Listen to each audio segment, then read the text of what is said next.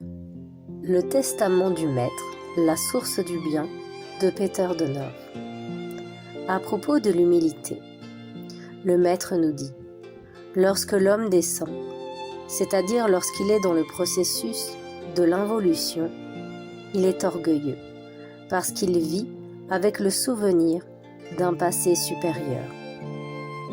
Lorsqu'il s'élève, c'est-à-dire lorsqu'il chemine dans le processus de l'évolution, il est humble, parce qu'il voit au-dessus de lui les hauteurs auxquelles il aspire et qu'il doit atteindre.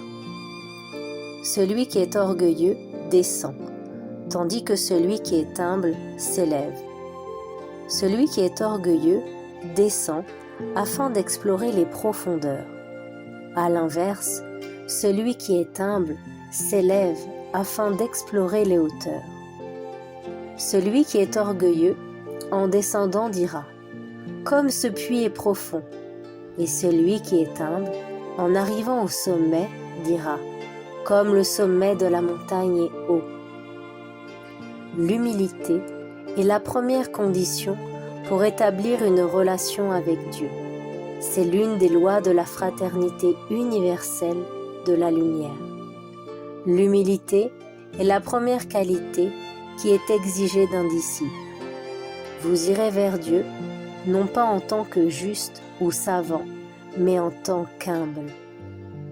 Lorsque vous vous sentez puissant, c'est parce que de nombreux êtres s'unissent à vous intérieurement.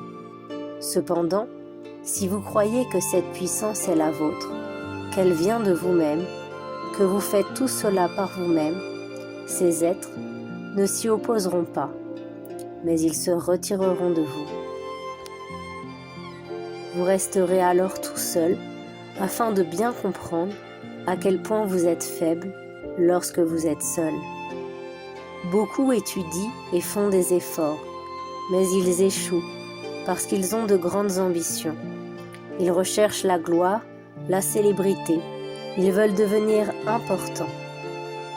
Il est important de comprendre que l'humilité est une loi essentielle pour préserver ses énergies, ses forces de vie. Celui qui fait preuve d'humilité est capable d'accomplir un grand travail avec peu d'énergie. L'humilité est la mère de l'unique connaissance véritable.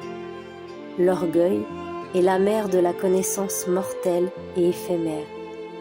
Vous pouvez posséder des connaissances considérables, mais si vous êtes orgueilleux, vous serez dans l'état de quelqu'un qui a été trompé par les forces des ténèbres.